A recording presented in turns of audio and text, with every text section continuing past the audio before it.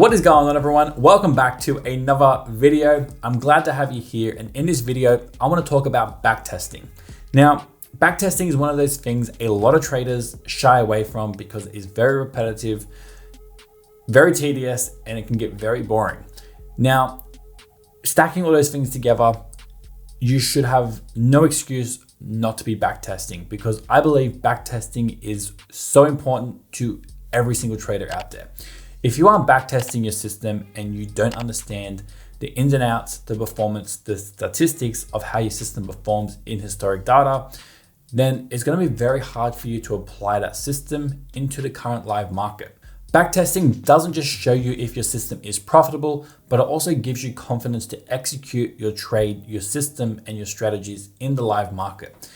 From building confidence to knowing the ins and outs, to knowing the numbers, your win chance, your strike rate, your drawdown, everything in between. It is super, super important to understand that. Think of it like this. If you are starting a business, you have to go out and test the product. You have to get feedback from your targeted audience.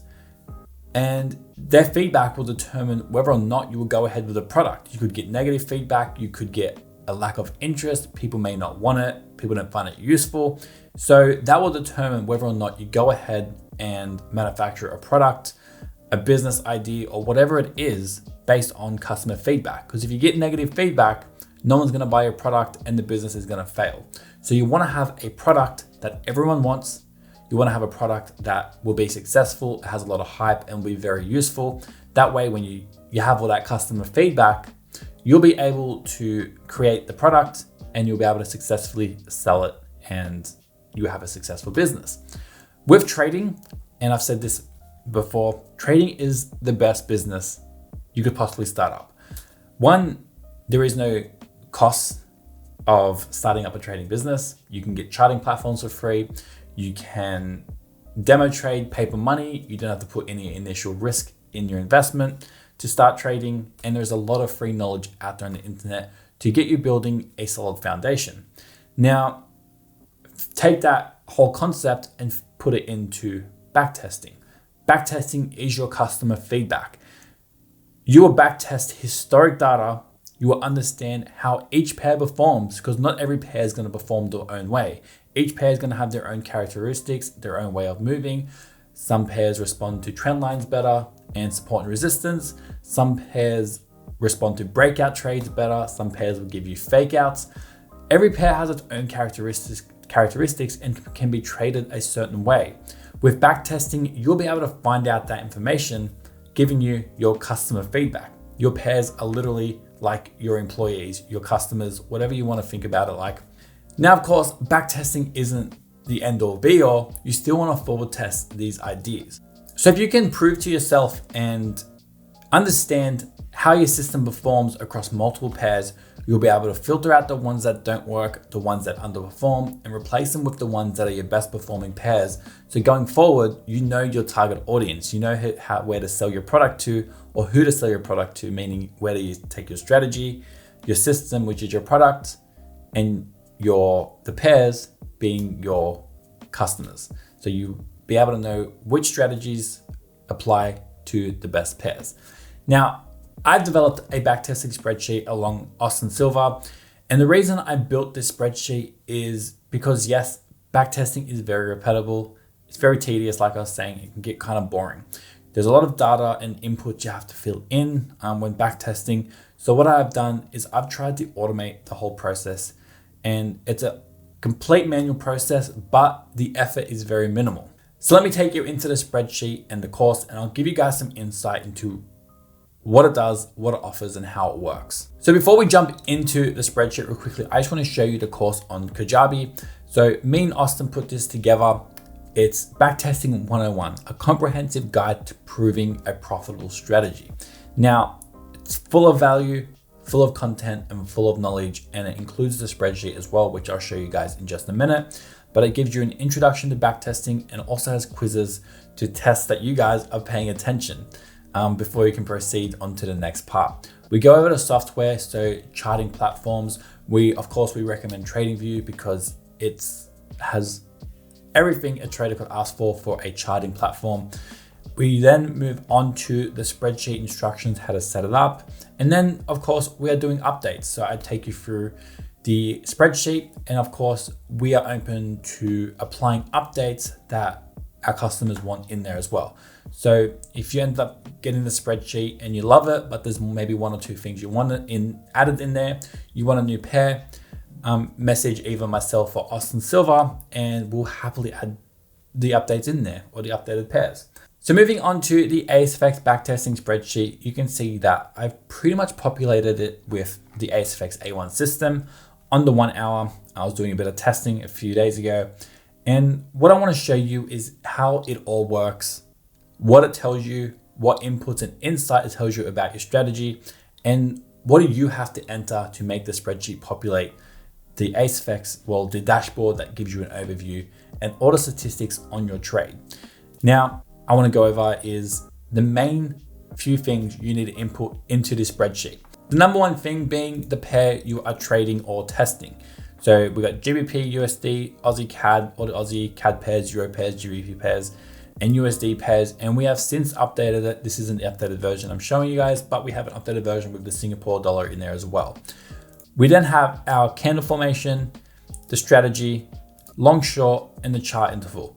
Now, the only things you need to enter in here, you could get rid of the entry reason, you could get rid of the strategy, you could get rid of the chart interval, you could get rid of the entry time. The only thing you need to enter in here is the pair, whether you're going long or short, the entry date, the entry price, and the stop loss. Now, what that will do, if we just get rid of the entry price and stop loss, it will populate your target data and everything as well. So just give that a minute to load, and you can see how all of that disappears. That's simply because it automatically does it for you. So if I just bring that back real quickly, you can see that your entry price and stop loss, it will take the data, measure out the difference from your position, and then it will calculate the targets from 1 to 3R. And of course, this can be customized as well. If you are taking different targets, once again, reach out to me and I will send you a spreadsheet that will have custom targets. If you don't want to take 1.5, 2R, 2.5, 3R, maybe you're going in 1R increments where it be 1R up to like 4R or 5R, shoot me a message and I'll be happy to implement those changes for you. Another thing coming forward as well, we don't need the exit date or exit time for the sheet to populate, but I believe they are very important statistics to track. It's the same thing with the entry time as well, but you don't need it for this spreadsheet to work. So we can get rid of the entry time and exit date. And simply what we have next is the outcome, the entry, exit price, and the outcome. So with this trade, the stop loss was hit on it. So if you just click the stop loss button, you will see the exit price, total pips, and outcome be populated automatically. And you can see that we now have the exit price, which was our initial stop loss. We have the total pips of the trade that was calculated automatically, which was negative 21 pips. Exit reason, you can put in whatever reason you hit, but obviously the stop loss was hit here. And then we have the gain. So we have a gain in a monetary dollar figure, and then we have the gain in a percentage figure as well. Once again, let's just say this trade hit 2R. So if we hit 2R, you'll see the exit price, total pips, outcome, gain, and gain percentage update. And then we have the exit price. If we exited at 2R, 42 pip gain, it was a win. We can change the exit reason, maybe we go 2R hit. And now we can see it's a $2,000 gain since it did hit 2R, or a 2% gain. Coming into the dashboard, you can now see we have a lot of statistics that tell us about the system. Now, I have 62 trades logged into the system, and you can see the break-even trades, 7, winning trades, 39, losing trades, 16. We have a win-loss ratio at the bottom, which is a 62.9% win rate on this system over the 62 trades, 25.81% losing rate, and 11.29% break-even rate. You can see over the 62 trades, we have a 55% gain, risking 1% on a $100,000 account. Down here, we can have our biggest win, average win, biggest loss, max drawdown in dollars, losing streak and winning streak, and then the expectancy of the system. So the losing streak is how many trades this system will take in a row. As you can see in this case, we've taken 3 losing trades in a row, and a winning streak, we're on a 5 trade winning streak. So we've taken 5 consecutive trades that were winning. We also have the percentage-based risk. So this will give you statistics on if you're using a percentage-based risk, which is pretty much what majority of traders use. And then we have a position size based risk down here. So if you want to use a standard lot, for example, you can see you can use standard, mini, or micro lots. So if you want to use one standard lot, you can see at the bottom here, the position size based risk will update. There we go. So if you took every trade with one standard lot, that would be the outcome based on the backtested results. Once again, you can change this into mini or micro, and the same adjustments will happen down here. So now you can see 2,143 if you were to use a position size based money management strategy. So coming back up to here, we have an equity curve showing a position size risk in the blue and a fixed percentage base in the red. We can change this at any given time as you are backtesting to see how the system performs. So if you are trying to pass a practical assessment for FTMO or whatever and trying to become a funded trader, if they have specific rules and you have backtested data, you can put it in here. And let's say you can only lose $2,000 per week. So you might not want to use 1% every trade. You might want to drop it to 0.5%, and you'll see how the system performs like that. So 55% using 1% risk, or it will drop down to 27.5% using half a risk. And then you can see the monetary figure over here. It will give you updates on your drawdowns and everything. So if you can only incur let's say a $2,000 or a 2% losing streak on the funded challenge with whatever company you choose to go with, you will see it in here. You will see the expectancy. Now, of course, past performance and backtested data were never 110% aligned with live trading. Because there is no emotions in backtesting, there's always going to be a little bit of difference in your live trading. If it's commission, broker fees, spread, slippage, whatever it may be, you got to account for that as well. I'm trying to incorporate it into the spreadsheet as well, so we can get a more accurate figure of what our system is telling us with commissions and everything like that. So stay tuned for that. So at the bottom here, you can see long versus short. It's even 31 short trades and 31 long trades. It will give you some insight into how that system is performing. Does it perform better on the short side or the long side? We touched on this before, the win-loss ratio, and then of course the best performing pair. I've only tested GBP USD, but of course, if you have multiple other pairs on here as well, you'll see what pair performs best, like I was saying earlier in this video. Having that data in front of you, knowing what the best trades are that performs, you can eliminate and filter the worst performing pairs, and then only focus and put your money on the best performing pairs, because that will yield the better result. Over here, you can see your best performing month. So it breaks it down and gives you, how the months were performing. So January was a 2% month.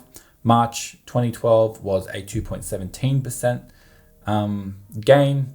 May 2012 was a 6.5%, and so on. It gives you negative months. So using this data as well, you can find your best months. When was the best time to trade? And then the number of trades per month down the bottom here, you can see 3 months in January, 3 trades in January, 2 trades in March, 2 trades in April, 2 trades in May, 3 trades in June.